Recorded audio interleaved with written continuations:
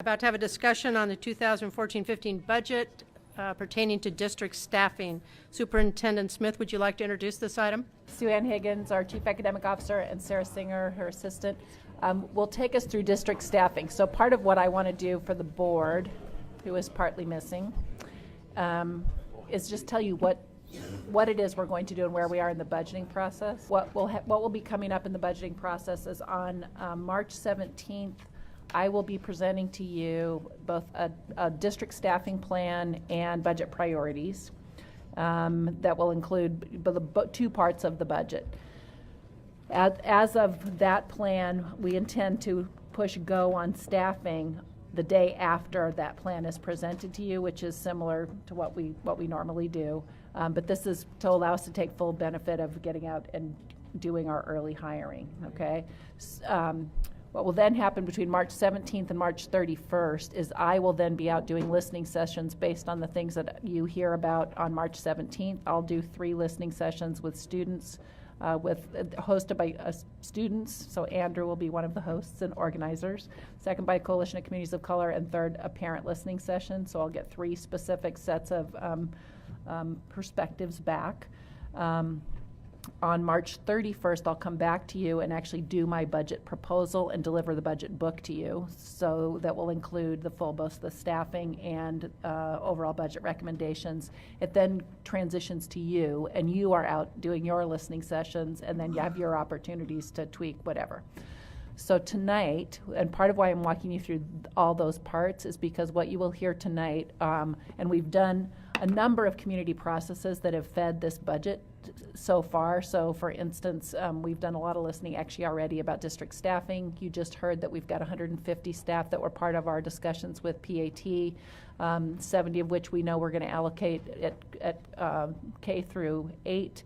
50 of which we'll allocate to the high schools, 30 of which we'll allocate to special ed. But within that, then there are prioritizing and competing values, some of which we're going to walk you through tonight, because those will be the decisions that I will then be making more specifically how we allocate them. Are we just changing the ratio? Are we adding librarians? Are we prioritizing counselors? So some of these are within those grade bands. You then have other priorities. That part of what we'd like to hear tonight. We'll walk you through some information. We'll ask you to do some clarifying questions about the information, but then the real interest is to hear you discuss where your priorities are, not to come to a decision. So it's not looking for you to come to a decision. It's for us to be able to listen to how are you weighing all of the various priorities, okay? So we'll pose 2 questions at the end of this that are really the places that are helpful to me then in putting together a budget. Okay, with that, Sue Ann Higgins, I will let you introduce. Good evening. It's a pleasure to be here with you tonight and just share with you the work the district staffing team has been doing. So one of the elements that's been referenced this evening is the exciting opportunity of the addition of 150 PAT members, and as the superintendent described, distributed over the system. And so our district staffing team is always active this time of year, listening and then making recommendations to the superintendent about how to distribute staffing. Unlike most of the prior years in the last decade and more, we are excited to be making a big addition of teachers instead of figuring out where cuts should go. So I'm really pretty darn happy sitting here in front of you right now to do this. So our work, of course, is to align the resource allocation with board priorities and policies. And 2 key ones as it relates to staffing our schools are our milestones focus on increasing achievement for all students with particular attention to accelerating achievement for students we have historically underserved, and also aligning with our racial educational equity policy, where the board has directed us to make certain that resource allocation works to eliminate the disparities caused by past practice and past resource allocation.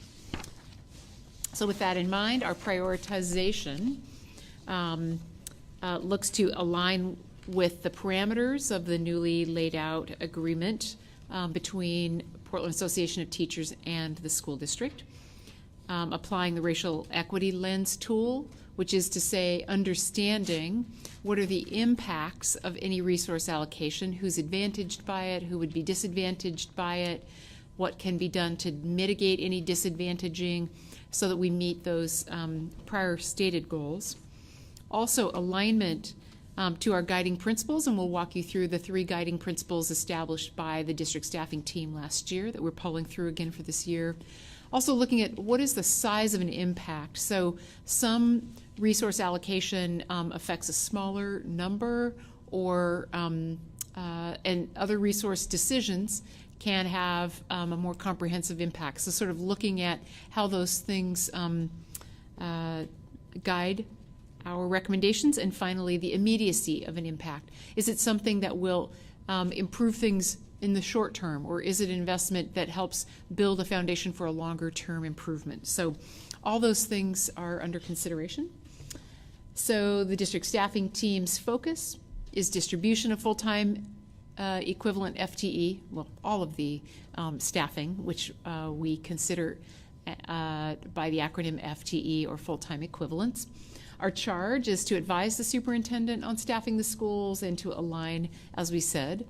And finally, what we are working hard to deliver in the short term is recommendations on how we would prioritize the addition of the 150 new PAT member FTE.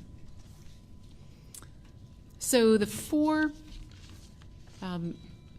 pots of resources that the district staffing team looks at allocating are, the largest one is the general fund staffing. And then the other 3 are staffing that comes through the ESL department allocation, the Title I allocation, and special education allocation. So what are some of the factors that we know right now about staffing? Well, the first is that we have an increase of at least 150 PAT positions in our schools, and those will be distributed with 70 of those positions going into grades pre-K through 8, regardless of school configuration. So that would include middle schools, pre-K 5s, pre-K 8s, and 50 of the FTE going to high schools and 30 to special education. Another thing that we know coming out of our recently concluded negotiations and your just ratified contract with our teacher partners is that we need to allocate and make certain that all schools meet a planning time requirement for elementary teachers. That's a new expansion of that time. And so some of that will be done through schedule revision, and some of that will require some small additions of FTE as well. Also, we know we've got an expedited timeline because we do want to utilize the new opportunity to have a staffing process for the schools that moves forward quickly. And finally, we want to continue or pull through the guiding principles and theories of action from last year's staffing work. So as a reminder, and this is review for most of you, and we'll just explain this for those of you who are new and those in the audience. And so, so instead of looking at what should we do here or there, or having resources allocated in random fashion, we worked hard last year as a staffing committee to come up with theories of action and then to staff towards those actions so that we would have the biggest net impact, given that budgets are still quite thin and we know we want to get the best out of every addition. So our first action was to make some strategic investments and therefore resource allocations of teacher FTE by school type and achievement needs rather than simply by school size. So in the past, if you were a small school, there were just certain things that you ended up having to live without. And we looked at that and felt like that wasn't representative of how we wanted to support our schools. Additionally, you had schools who had struggled as a result of the impacts of No Child Left Behind transfers and other, the impacts of gentrification and other impacts that we wanted to reduce. We also had the assignment of priority and focus status by the state for lowest performing schools. And so we made the determination to target those schools for additional scoops of resources in the form of FTE.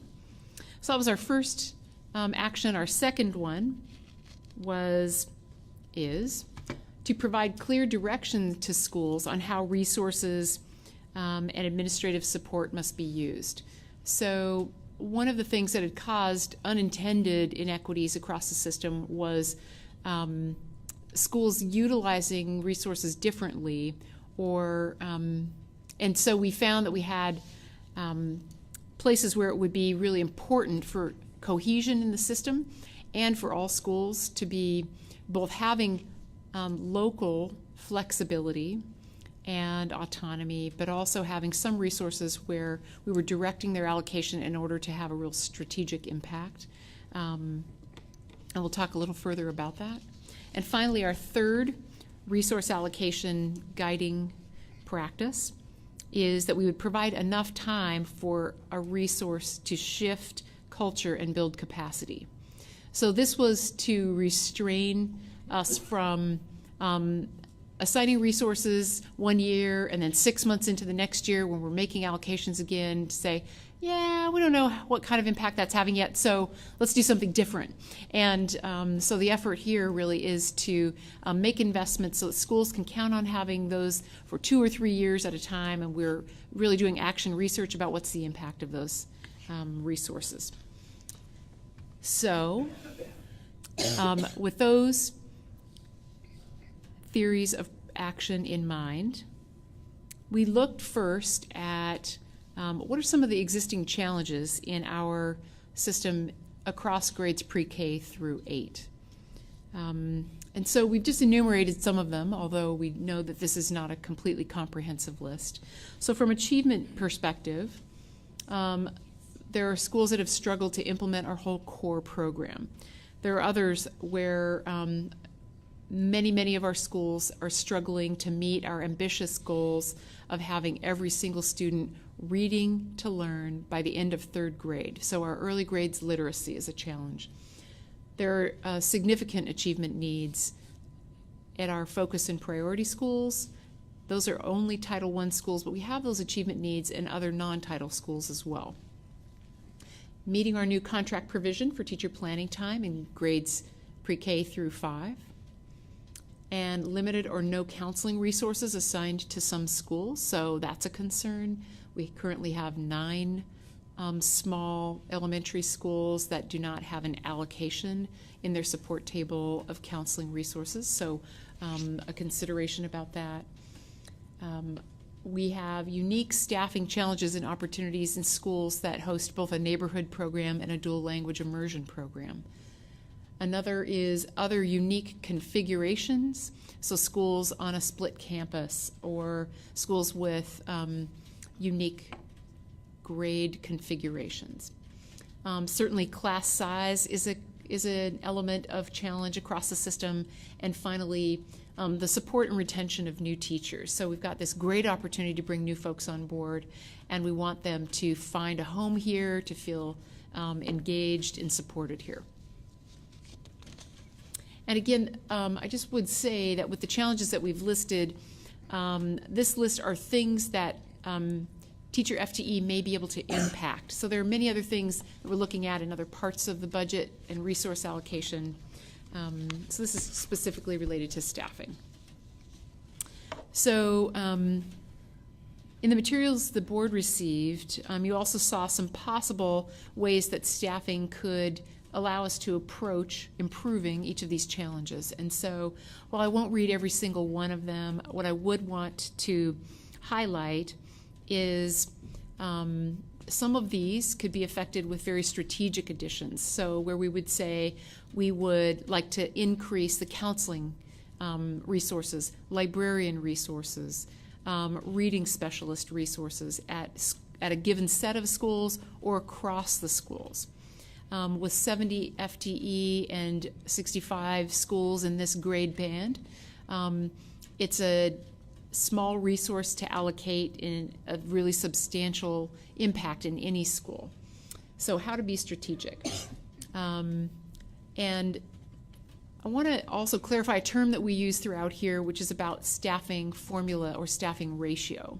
So from the general fund, the majority of those staffing resources are assigned by a per number of students per teacher allocation. And so one of the things that we could do with these new resources is sweeten those ratios so that there are fewer students assigned by ratio. And again, this is from an allocation perspective, it ends up looking slightly different on the ground at a school because you have different numbers of kids in different grades, and there are other restraints on that. But so we also talked about, I want to see if there are any of these specifically. We also had some newly identified focus and priority schools this year. So one consideration would be to add an allocation to those schools as well, like the other focus and priority schools we have. So newly added to the list this year would be the 2 schools that will be completing their school improvement grants, or SIG grants. So that would be King Elementary, and when we talk about high schools, Madison High School.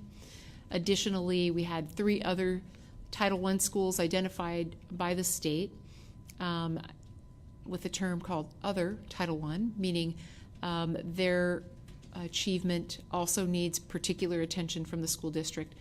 And so our theory of action would include them as a type of school that we would want to have a unique set of resources for.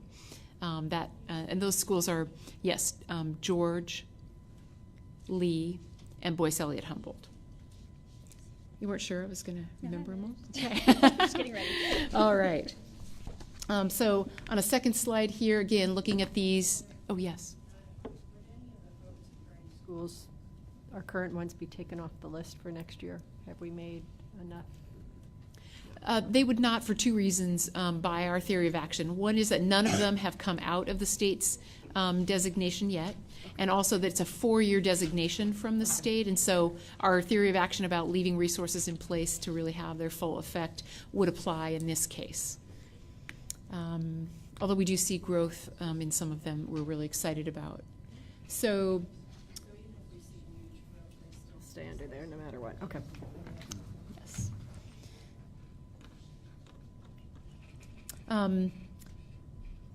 Let's see, so again, some possible suggestions of how you would impact things. So we could add to the allocation for focus and priority schools. You could decide to focus your resources only on those schools, the new resource set. You may want to distribute a long way, or more to fewer schools. So this is really where the tension is in making these recommendations, is what's most strategic. One of the ways that we could come at our early literacy challenge is to add licensed media specialists back to all of our schools with grades pre-K through 5. Another way to do that might be through instructional specialists or reading specialists for those schools. And there are others.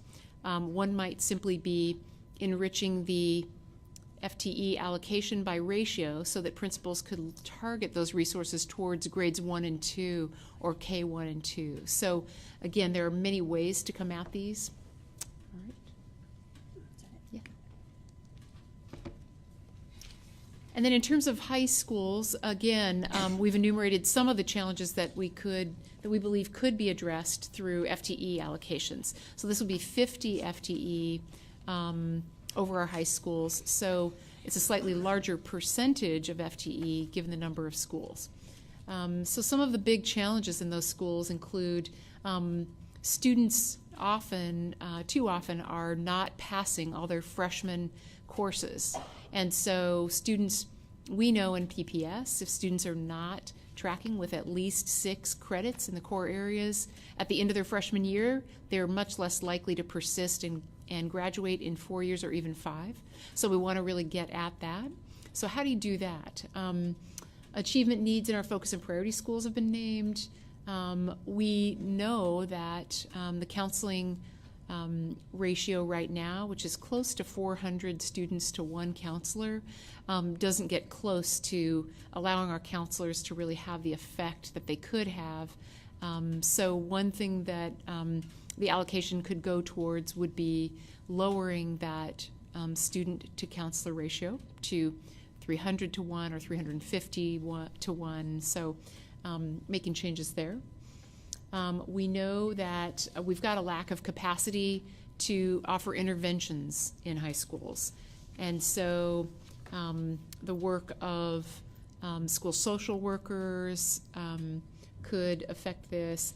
Other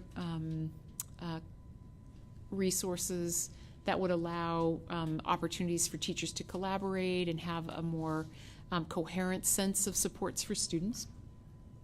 We also have challenges around just relevance in our curriculum, and so we know that college and career-focused courses are a key here for incentivizing students to stay in high school. We certainly know that we're continuing to build towards fully staffing our schools, whether there is a 7-period schedule or an 8-period schedule. And we have schools with high concentrations of emerging bilingual students, particularly students who arrive to a school in the U.S. or a school in PPS during high school who are still learning English. We want to make sure that we're supporting those students. And finally, the support and retention of these same new teachers that we're talking about. So we enumerated again for you some possible staffing solutions to look at that. So instructional specialists have been shown in our high schools to have a really big impact in terms of supporting multiple teachers and academic teams looking together at how to strengthen practice, how to accelerate learning, and bring all students to benchmark and beyond. Improving class size averages is an important one. We could certainly also staff so that that was targeted towards the freshman academies, so that those students had the smallest classes and the most ability for their teachers to support them. Another opportunity would be, as we talked about the counseling resource, looking more at CTE opportunities. So we could assign resources and then have an expectation that enhanced electives or other college and career readiness opportunities were the focus of those resources. And finally, other wraparound services, as I said, a school social worker, QMHPs, those would be mental health professionals in the school, all of those members of the PAT. So looking at how might we make strategic additions, or simply we could, again, sweeten the ratio, improve that ratio assignment of FTE so that there is simply more distribution broadly of teachers. Yes? Is there a relationship between the CTE, expand career learnings, and the counseling? Or those are separate, correct? So they're listed as separate, although certainly for students to really utilize those resources well, we know that counselors being able to just see more of the students they support would help that alignment, would help provide access to those, and help counselors who get to know students well then better match them with courses that would be highly interesting to them. So, and then we've got just a little bit more to walk through. Yes. Starting to get some rumblings for questions. So let me just say to the board or my colleagues that unless you have something that's just a clarifying, something that's in the attachments, let's wait till we get done and then then there'll be plenty of time for discussion. So we'll provide some clarifying question time, and then I know the superintendent has particular questions for you to address. So we're nearly there.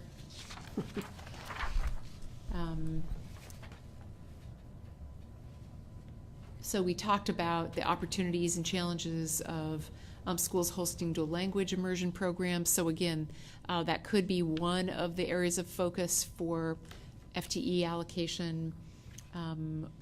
The concentration of emerging bilingual students in a school, additional support in those schools could be possible. And in just a moment, I'll walk you through potential staffing solutions coming through our ESL and special education departments. And so we also have looked at piloting a college, a career, college and career exploration course, sorry, I'm trying to find the right word here, for freshman students as one of the allocations, either as a pilot at 1 or 2 schools, in order for us to look at how can we really be embedding college and career focus in our schools and carry that forward. So how would that be an investment that we would do now, but that would carry through and help us as a system deepen that work, which we know is really connected to all of our achievement goals. So in special education, there's a new allocation of 30 FTE. And so the special education department recommends the following, that we, first of all, focus on caseloads. So their recommendation would include lowering the caseloads of learning specialists, of speech language pathologists, and of school psychologists, all of which have grown very thin over years of cuts. Another area of proposed focus would be early learners, and so to have the early childhood evaluation team be able to provide support so that schools, particularly as students are arriving throughout the year, can have that support. Another area is to have an instructional specialist focused on the work of life skills classes and other focused classrooms. This is an area where there are a lot of demands for teachers, particularly new teachers. We'd like to really provide support there. Also looking at bilingual, bicultural school psychologists. So this is an area where we have significant concerns that emerging bilingual students are over-identified for special education, and that a more bicultural approach would allow us to more appropriately assess those students and support them. And then finally, having some para-educators in special education that could be moved from school to support emergent issues, support onboarding new students who come after the school year has started, and so forth. So those are some of the suggestions there in terms of strategic additions with, again, a big focus on improving caseloads. And then in ESL, there's not a new FTE allocation, but they are in a hold steady pattern in terms of allocated FTE. So the recommendation would be to keep the ratios the same, but to make some specific FTE allocations. One of those would be a clear challenge for teachers, the ESL teacher in a pre-K-8 school who's the only ESL teacher is then supporting 9 grades. And that has proven really impractical and just really a tough assignment. So the ESL department would like to make certain that we don't have singleton ESL teachers in pre-K-8s. Also, instead of having the disruption of adding FTE once the school year has started, trying to allocate more of the ESL FTE earlier to those schools that are close to the top of a ratio. So if you were to get a new allocation of another 0.5, if you had 50 students and you've got 48 with the projection, then to go ahead and tip that additional resource in rather than waiting to see if those students show up later, because it's much better to schedule everybody from the get-go. Another would be looking at schools with split campuses where it's very difficult to support multiple grades and multiple campuses. Also, we have schools that are piloting a content-based English language development program. We'd like to provide, even if the numbers in those schools are down, we would like to hold steady on their FTE. And then also to maintain at least a 0.25 allocation even when schools have had a reduction in students. And then finally, to make certain that the school who will be hosting our Vietnamese dual language immersion program would have ESL FTE in order to support the initiation of that program next year as our newest program and the one where we'll be developing both curriculum and a whole new plan. So All right, so that is our snapshot of some of the opportunities and some of the challenging decisions. And So part of what you're thinking is brief. If you guys have clarifying questions that give you the information you need, we'd give you like 10 minutes to do clarifying questions. But what we would really like, and I'm going to tell you the 2 questions so you can make sure you've got the information you need. The 2 questions we wanted to ask. One is, how do you prioritize strategic ads for non-classroom PA team members, meaning counselors, librarians, instructional specialists, or social workers, and weigh that up against improving the ratio to add teachers? And if I just do you looking at high schools alone, and you look at 50 teachers going into our high schools, we've had in high school system design, we identified that we wanted to go from a 1 to 400 ratio for counselors to a 1 to 300 ratio, which takes us like 7 FTE, is that what we said? 7 FTE that we just take off the top and add to counselors. You could do those 2 things and do a significant add to teachers, but also get your counselor ratio. If you start saying we want to do this, you might end up with tiny amounts of FTE and have way less strategic impact. So part of what I'm looking for here is, both at the K-8 level and at the high school level, are there things that stand out to you as things you'd want to do as strategic ads, and how do you weigh that up against just doing straight, we're doing a teacher ad that impacts the ratio? So that's question number 1. Question 2, how directive do we want to be to schools on priorities such as career learning? So if we're giving X number of teachers, we say we want you to prioritize adding another, making sure you're adding career learning as one of the things. And sometimes we always are looking for a balance in the sweet spot between what schools get to direct and where are we getting more strategic impact by saying we're doing guidance across the system. So those are the questions. So you got a couple minutes to do clarifying questions with these guys, and then we're really looking for the conversation amongst you guys as opposed to back and forth with staff. Steve? With your 2 questions, that gives me 68, not counting follow-ups. These are just clarifying So questions. I want to know when the 68 are going to be asked, is what I'd like to know. Do I sit down with the superintendent and maybe Sue Ann, and we sit down for an hour or so? You can come on in ask and do these the questions, 68. or do we Yep. want all 68 now, or So how we do you had- want to do it? We had this discussion yesterday, Okay. and I think that you and I agreed that the best thing to do would be, 1, clarifying questions, 2, an ability for you to ask the questions that you want and that are most important, and 3, that you would sit down with Sue Ann and talk about the other kinds of questions. No, I was with, sit down with the superintendent and somebody else. Now, I asked about that and was So that told, works. by the superintendent's staff that I asked that, yeah, we'll look at that maybe. Let's, yeah. Are we So- gonna look at this, or, Well, why don't we start with clarifying questions? What do you got? well, it depends on whether I'm gonna be able to ask the 68. I don't think I'll go first. Okay. Anybody else? Matt? I'll go first. I also have 68. No, I'm kidding. The See, you're 68, and you have 168. I do have a question though, because one of the challenges that we had last in October when we added FTE back to. Not back, but we had opportunity to add FTE to our schools. Yes. A lot of that we saw in sort of a fractional way. So we brought a 0.5 FTE up to a 1.0 FTE. Yes.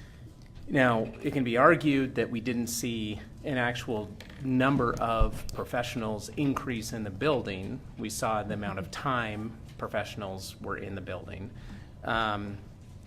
But I have a question as to how much of this is going to be sort of fractional increase, or it's probably impossible to ask or answer at this point, but how much of this do we expect to be fractional increases like that, like a 0.2, and I know 0.5 is probably the largest addition that was created. It was probably like 0.12 infinity.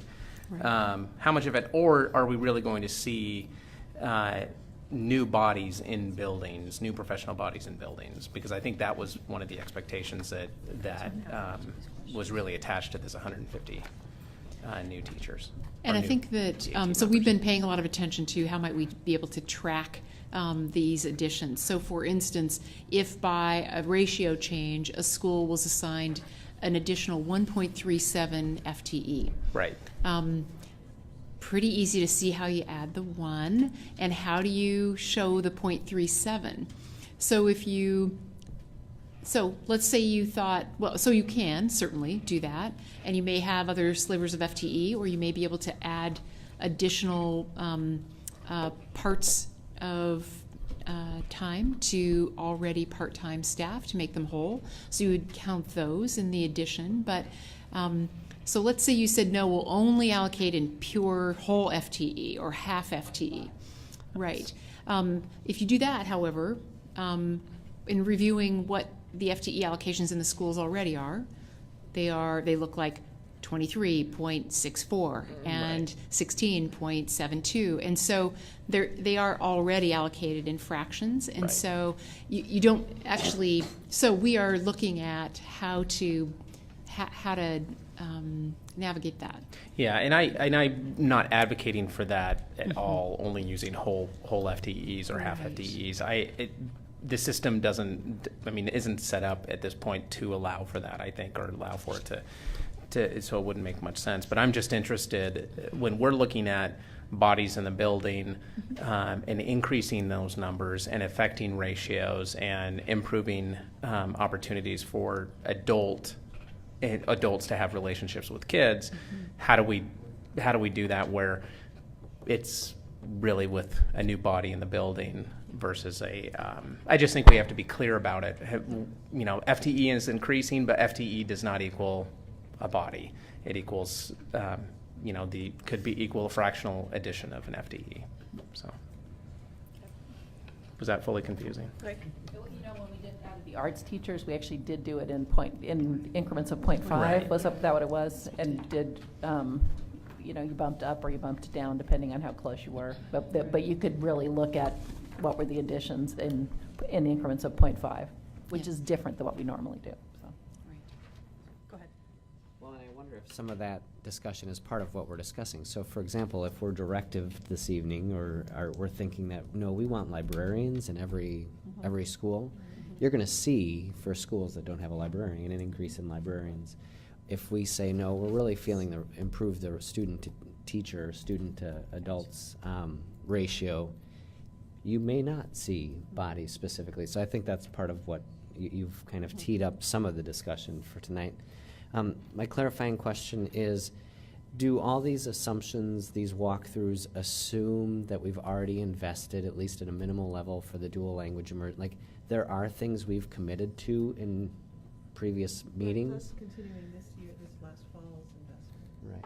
Okay, so yes, when we're looking at this next budget, we're looking at building on the current investments that we already have, so those moving forward. The amendment we just made, those moving forward, and things like the dual language immersion are going to show up in the central school supports and the central budget as opposed to in here. So there are some things, when you start talking about them, I'll tell you, I've got that over in the other category. Yeah. Okay, that's helpful. So I had, maybe I don't know if it's a similar clarifying question, it may just be a comment, but just a concern around the special education piece. And it may be that this process isn't where this is going to be addressed, but just to, the whole issue of wanting to pilot moving away from an exclusionary model to a more inclusionary one, and as well as aligning assignment for special ed students within a cluster in a way that's much more supportive and coherent. So that's just, identifying those as interests or concerns, and I don't know if that would be, so that's just something I want to put out there, because I don't see it on this list. So when I'm looking at improving the student-teacher ratio, which I think we have at some point through our negotiations set some expectations there, or prioritizing strategic ads, I guess I want to understand if we're talking about 150 FTE, or if we're talking about potentially considerably more.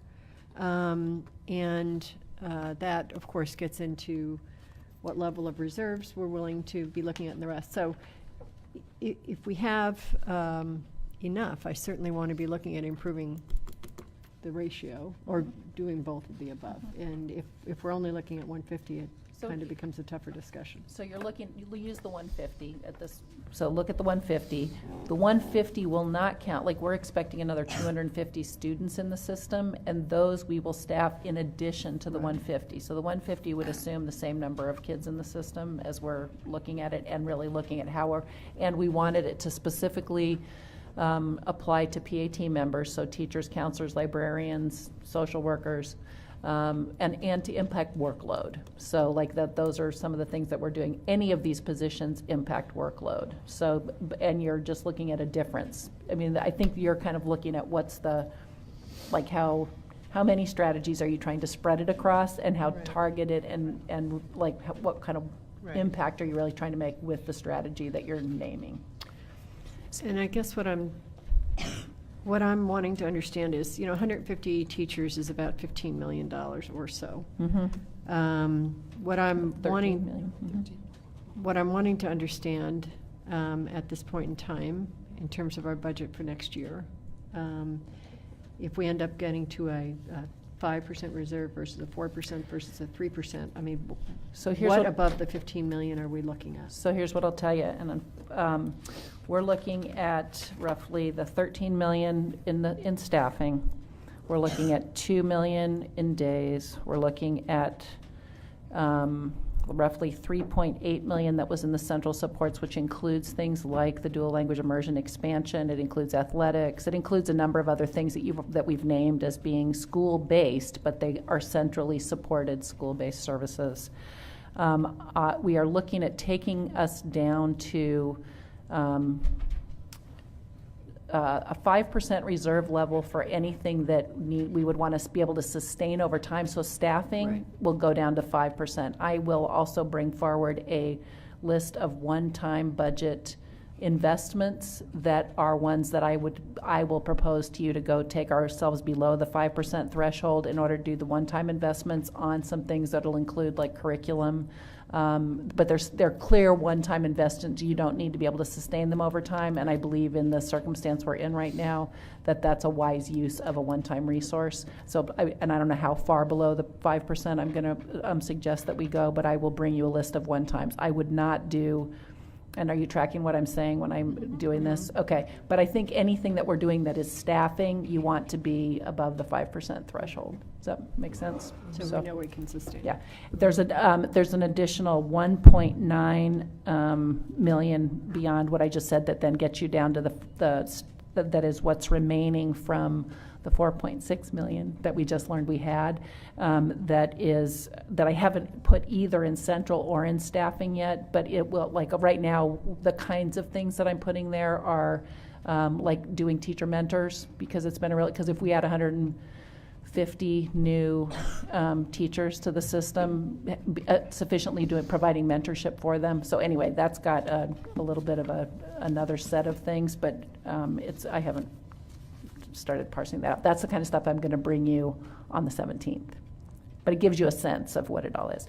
And the 150 staff is the amount that we're looking at for school-based staffing, for teachers, school-based staffing. The continuation of the investment we already made, the 68 classified staff we just put into schools continues. So that was a concern of PFSP, is making sure that continues. Yes, it does. So does that give you enough of a sense here? Yeah. And again, we're expecting another 250, we're projected for another 250 students, so that would then be resourced in addition to, so we wouldn't then take that out of the 150. So I had a question about, I'm looking at the high school challenges, and I'm thinking about the high school action team and the different suggestions that they had. Where do those fit in here, or is that a surprise bucket of money we have someplace else? Some of both. So, but in terms of this, looking at the counseling ratio, so the two big recommendations from the high school action team, just to remind folks, one was around just more college and career readiness, access opportunity, and incentivizing high school. The other is around an early response system where, and really, so while that came out of the high school action team, it's not only intended to be about the high schools, because we know students being on track with attendance and positive behaviors in schools all about success in high school, but it's success at every level. And so, so you see some of the recommendations. Can you go to the recommendations? Include the counseling ratio, the potential of assigning FTE, and then directing it to be used for enhanced electives or more opportunities in that regard. In the central budget allocation, we've also made a budget request regarding a central position to coordinate early response system and that sort of thing. So that one is spread in a couple of different budget recommendations. So Yeah, the other things I would just add is the additional wraparound supports to provide interventions is part of an early response system. That's sort of the boots on the ground piece of the early response system. And as she alluded to, in the centrally allocated budgets, we've made several requests as well to support High School Action Team. And then the second place I would say is just, again, the additional electives around career preparation and career exploration, and that career exploration course in 9th grade. Those are all directly tied to the High School Action Team recommendations. Okay. Well, I think that's where at least I would get more directive. You're asking about where we would direct things. Yeah. You know, if you're putting money into, for example, expanding career learning CTE opportunities, definitely, yes. And enhancing counseling ratio to 350, I wouldn't want that counselor to be off doing something else. I'm thinking lower that number for our counselors. They have way too many students already. And then when you have a lack of capacity to deliver student interventions down here at the bottom, early response, to me, I'd be much more interested in that than I am in some of the other things that are listed here. Yeah, I could just tag team on that and agree. I mean, I think given the integrity and the depth of the work of the High School Action Team, I would really want to see whether it's in this or in the central budget or, you know, all of the above, that we follow through on that and make that real and make sure that schools are adhering to that. Mm-hmm. So that's really important to me, so the pieces that you named. Counseling at all grades does seem to me like to be an important piece here. Yeah. And then the reading specialists at the younger grades, if I'm recalling correctly, that was something that we put in, we were getting very promising results, and then we had to cut. Those are the TOSAs. So I don't know if this is the same restoring. We've had a number of variations on the theme. Right. Yes. Yeah. So, and this is really hard because this gets back to, kind of what we were saying before in terms of trying to balance, the very real need and desire that we all have to make sure that class sizes are lower, but also recognizing that these are everything here our kids need and want to succeed. So knowing that we can't, bless you, not that we can't have it all. Yeah. And that there's been clearly a very high expectation built up that the 150 FTE, I mean, I think the shorthand for that is classroom, right? But it can be a harder conversation to say, well, even, I don't think the 150, the way it's been laid out, would be enough to significantly reduce class sizes all across, in every school across this district. So that's one piece. Versus, some mix of, and I don't know what the precise mix is, of some reduction, knowing that there needs to be relief in that area, and yet that these various strategies, things like counseling, things like enacting the High School Action Team recommendations, things like reading specialists in the early grades, not only are going to help reduce workload, but are really going to have a strong impact. So I guess I'm sort of coming on some kind of mix, but recognizing that it's really tough because it's just not enough resource. Right. Well, I think another piece that you have to consider is within the contract now we have this increase in elementary school teacher planning time, and how do you get that planning time without adding specials or Right. Being very creative. So librarians, more art teachers, Right. whatever it takes to Right. At one time, we provide had that time. we had a clear plan and goal to have a certified librarian in every Yes, we did. school. So It's still there. So weighing that, but again, I say that knowing that there's the mix. Matt? So, I think getting to the specific issues around class size, particularly those classes that are significantly high. I think we talked about this, and this is, I think, the benefit of really discussing class size versus workload, and what do they mean, and what are the relationship, and what is the relationship. So I think what I would like to see is how do we create some flexibility in our budget, so when we see class size as being a significant issue around for either the teachers or for a particular segment within a school, we can invest in that particular area. So it might be a one-off or two-off, but it really is sort of the flexibility of saying this isn't working right. Let's find a way to create some relief with additional FTE. I think my experience, so that's one thing, this idea of flexibility around staffing. The other piece, though, and this is more sort of my, from the heart, if you will, my experience on a daily basis is with kids who are served by this district and districts around the Portland metro area that have the deepest disparities, that had the hardest relationship with education, whose families have the hardest relationship with education, and oftentimes it is the challenges that exist outside of the classroom that prevent success inside the classroom. So I tend to have a broader definition of what wraparound services include, but in terms of this, I would be much more inclined to say, how do we find solutions to help support workload issues? And by workload issues, I mean kids that are ready to enter into a classroom to learn, and they're getting support from counselors, they're getting reading support or other support from media specialists. I think that makes a big impact on the readiness of these kids to really participate in class.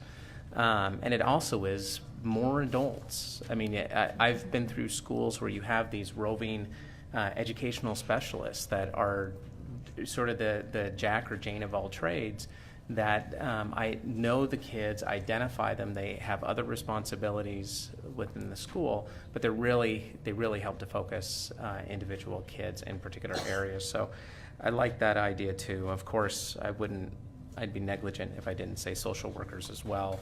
But really the breadth of wraparound services, I think, could make a significant improvement, both on outcomes but also on workload for teachers. Okay, Steve. I'm totally confused. We brought forward this staffing thing. I'm up to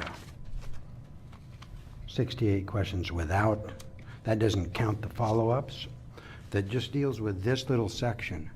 Now, it seems to me like this, and then I get these two questions here, neither of these questions make any sense to me. Well, I think there's two ways to approach this. I don't see us going either way. I mean, one way to approach it is to sit down and come up for once with an actual foundation level. What is it that we have in this school system in each school? A foundational level of what that means. What does that mean? We don't have that. We're not even close to that. We got milestones, we got this. We don't have any idea what that means. And so I could go that direction, and then once you get a foundational level of, so everybody has certain things, then you move to building on top of that. Now, building on top of that can mean a lot of things. It can mean wraparound services. It can mean, and then you prioritize building on top. I could live with that. Or the other way to do it is the superintendent brings forth a budget and we argue over it and say, I don't like that. I think that money should be spent over here, and we vote on it. I could live with that. But I can't live with this unless they're going to answer all the questions and then move to one of those two things. So here's what I'll invite you to, two things, Steve. So right up there on the top where it says core program implementation, we actually have in previous budgets, and this is one where I would be happy to sit down with you. In fact, tomorrow I'll set a time and I'll clear my calendar and spend the morning with you, walking you through what that is. because part of what we've done is identify in a K-8, here's what a core program is, in a high school, here's what a core program is. We have not been able to fully fund that yet, as you're identifying. So like part of what we've prioritized is how are we getting every school able to offer that core program? And that was one of the ones of like, do we prioritize that at the very top? Or we say actually getting every school able to get to full offering of the core program which is, I think, sort of consistent with what It's you're saying there. kinda what I'm saying. It's kinda not what you're really saying. what I'm But come on saying. in tomorrow and I will walk you through and give you and do your 68 questions. I can't come in until about 11 o'clock. We'll work on calendar after the meeting, so. But happy to walk you through that. Well, but, okay. So you know where the baseline is that you're talking about? One other thing I would be remiss to not clarify is that all of our ratio FTE, as we allocate it, includes our equity formula. And so started last year and continuing forward this year, 8% of all the FTE is allocated specifically by the number of students in a school that qualify for free and reduced meals. So 4% allocated by that, and then 4% allocated by the number of students who are in the state's combined underserved category. So that includes the 4 racial groups that we have historically underserved, as well as students identified for ESL or special education support. So, so that equity allocation remains in as we are looking at all the formula considerations. So just wanted to clarify that that's not gone away. And of course, as you add FTE through the ratio, you get that the impact of the equity allocation improves over the more FTE you allocate. Is that included in some way with the core program? It does affect the core program in a couple of ways, But is it part yes. of the core program? In other words, we have an 8%, so in those particular schools, we then have taken that 8% and built that into a core part of the core program beyond what the foundational level is. In other words, is the core program for school A different for school B? No, the core program is consistent across the schools. So then the 8% sits on top of that, and then on top of that, and that becomes the core program. So then on top of that 8%, then we set the other things on top that we're doing in other schools too? Is that how it works? I think I'm using core program differently than maybe you are. Beg your pardon? I think the way you're using core program may not be quite how I'm using it. Well, the superintendent was saying that a core program was a foundational level. Right. Okay, so So here's we have what a foundational of level. offerings for And then students. if we add the 8%, that creates a foundational level at that school that's different. And then, so that foundational level would be the foundational level plus 8%. So I'm going to back you up a little bit. So the core program is really what are the offerings at each school. Right. We then are providing a staffing allocation to each school, and for the years that we've been in budget, tightness, budget slashing, a lot of schools have not been able to offer the full core program, or we've been patching it together. So last year, the effect of the equity formula is perhaps you were not quite able to, it may have let you offer the core program, whereas some other schools may not have been able to. You may have been able to just not cut as much because you got a boost.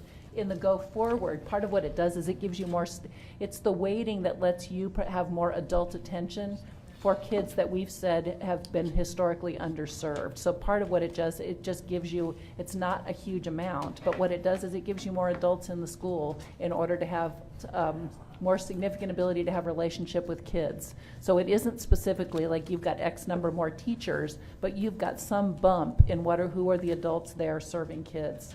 So that's essentially what it 8% would did. give you a pretty good bump. It's an 8% holdback that then So is if you got 20 reallocated. It's not 8%.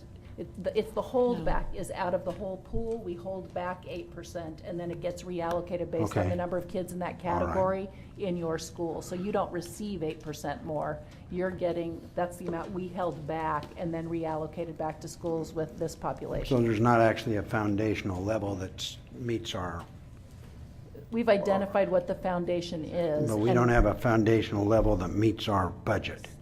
Right, have we been able to fully fund that yet? No, exactly. Well, But Exactly. that's what I'm saying. Yes, you're correct. We should have a foundational level agree. that meets our budget. We agree. And then that foundational level, we should decide, okay, is that it? We should have Or the quality education. should we go? It's the Let's quality just do it. education model, our own quality. We did the same thing when we did high school system design. We said, here's the core program we want every student to have access to, regardless of which high school you're in. And we were really clear about what that was, including this counselor ratio where we wanted to get to a 1 to 300 rather than 1 to 400.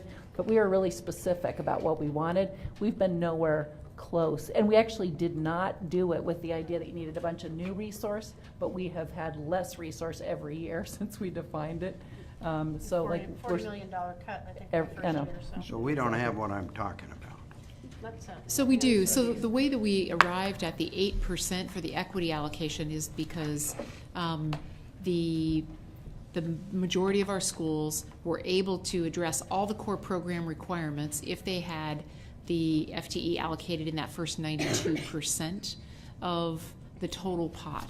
And so that's how we arrived at this. And then in a few cases, we do additional allocations. So certain schools that were quite small were having trouble in the K-8 or pre-K-8 model meeting their world language requirement for all their middle grade students. And so we would do an additional allocation of a world language teacher in those schools in order to meet that core program. So, and again, Those are those non-formula FTE. Yeah, so let me just, on the technical side, if you look at the ratio, what we know is that no formula in and of itself can be perfect, but you need one. Like you need some sort of way to allocate resources. So we allocate the resources, but then if you look up there, there's something called non-formula FTE.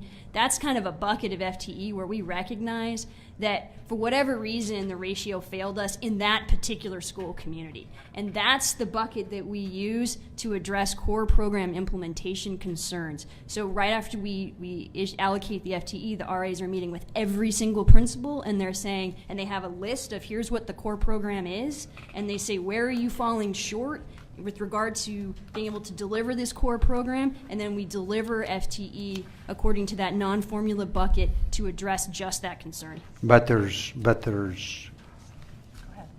things on top of that we add. For instance, we spent $400,000 to get in somebody to help us deal with the Common Core. Well, that's the central. no, we did Earlier an in the investment. year, we did. I think you're thinking of the restorative justice support that we have contracted for. That was the $400,000, and so that's a wraparound service, as Director Morton was referring to. So additional support in our schools where the disproportionate discipline is really staggering, and we're really trying to change those outcomes by utilizing a new strategy and then training other schools to utilize that strategy to change that. Dr. Blau.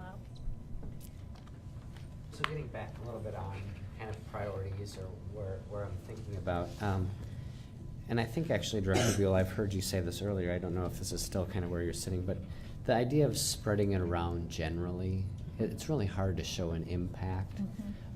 So while just adding to the FTE ratio, what I appreciate about that is it allows some flexibility at the building level to target areas where you know you're insufficient in the building. At the same time, I think that with reinvestments, we do have to be really strategic. And so just some things that kind of come to my mind as I'm looking at high schools, that really 9th, 10th grade, I mean, it's just been, for as long as I've been working with youth, people have just been really clear that if kids are off track in 9th grade, there's so much more at risk. And so I don't know if it's something that we can even do with a transition from 8th to 9th, but if they can earn a core credit even in that summer before they get in, they're already on their way, they've experienced success. I'd be really curious about that. Special education, I appreciate Director Adkins bringing up that inclusion model. What do we need to do to support our teachers to kind of push in that really resonates with me, because it does. While we're moving to this idea that every kid is our student to educate, not somebody else's problem. That also takes some additional support. So whether that's teacher mentors, I don't know what that looks like, but that target. Well, having the model that we have is the principal and working with the whole team in the entire building to have Right. a whole different culture and way of working with the resources they do have. So again, that's why I said it maybe isn't necessarily new and additional staffing per se, but just wanting to signal that that's this culture shift we want to have and a priority. ESL, the content-based English language development, something we still haven't gotten our ESL right. We're technically in compliance. CA, congratulations for us. But there have to be many pathways. Dual language immersion is one pathway, but we really need to find other on-ramps for students. So I don't know how that pilot is going or if it can be expanded, but I'm just really interested in that type of intervention. The maintaining a 0.25 FTE, as actually as we were going through these, I was thinking, you know, what about when you're in a school and you don't have a really large ESL population or a special ed population, but you still have the need and that's in the school, and how hard that is to support sometimes, just when it comes formula. So that really spoke to me. So those are kind of my thinking, is that I'm feeling right now to be a little bit more targeted, whether it's counselors or CTE. I'm not sure what the right mix with that is, but those are kind of what's going through my head, is that it's feeling more targeted rather than general FTE ratio. Director Curler and Andrew, do either one of you have any comments? I think everybody here has had at least one. I had another one to. I One have a go. comment. Oh, you haven't either, okay. Well, there we go.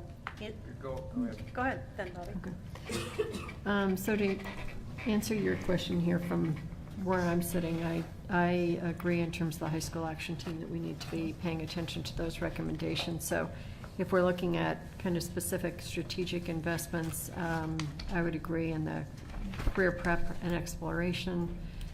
Early response team, I'm particularly interested in a social worker, kind of care action team responder. And the counselor-student ratio is a big deal for us to start trying to have an impact. At the high school level, if you're looking at ratio, I would agree that the 9th grade class size in particular is where I'd probably want to put some energies if we're just looking at ratio investments. And I guess I'm really curious to understand when the workload committee is going to start reporting back, and whether or not we can hear any of their input prior to actually making our final budget decisions. Because one of the things I hear all the time is the workload of our English teachers, or teachers who are grading papers and doing some really intensive grading outside of class time. And so I don't want us to cut corners for our kids and have teachers not assign writing, because it just takes too much to. So, you know, that would be one area in particular where I'd like to understand what the workload committee might recommend in some of these areas, because writing is such a life skill for high school students. I don't want us to be cutting corners there somehow, some way. But I don't know if that's the group that we would. It won't be operational by the time, in the No. next 2 weeks, which is when they need to be all the way in Right. by March. Yeah, so I mean, however. Is that the depth that they're That going is to be the kind of getting thing they're into, going to be hopefully? looking at. And so I will say, one of the resources we did leave in place that we will continue is we did a dollar amount for a pool to do scoring of essential skills work samplers for our high school students, because it was a workload issue that was identified previously. And the ESD was having less capacity to do this, and it was a big burden on our teachers as we're having more kids having to produce So them. we are going to be We'll continue that resource. Okay. So it's the type of example that you're talking about, and it is exactly the kind of thing I think will come up in the workload committee, are those Okay. kinds of things, yeah. So at the pre-K-8 level, again, if you're looking at strategic investments, I guess I would like to make sure that in terms of foundational levels of support, that every single K-8 school has some level of librarian support and some level of counselor support. I mean, to me, that's just should be a given somehow, some way. If you're looking at ratio supports, I mean, to me, it's in reading. It's in reading and literacy support. So whether that's K through 3 or whatever, that's where I would probably put those supports. Great. Andrew? Yeah, so, I would like to echo some of the things that Director Regan said. I think she was, definitely on the right track with a lot of that stuff. I think counselors, again, are a really important area. I think in terms of intervention and just having that relationship with the student, that's really important, both for keeping students in school and afterwards, having those connections to go past high school. Like other people have said, 9th grade, really important if we can support those more. Again, like Director Regan said, I would love to hear what the workload work group would say about a lot of this stuff, but since we don't have that information yet, and we won't for a while, I guess I would just say, I appreciate the language about wraparound service supports. I think that's great, but I think, again, that's something where if we're going to do it, we really need to be careful how we do it. So I would almost rather go with something where I feel like we're more comfortable doing, like counselors. But if we can make that work, I'd love to see that as well. So, yeah.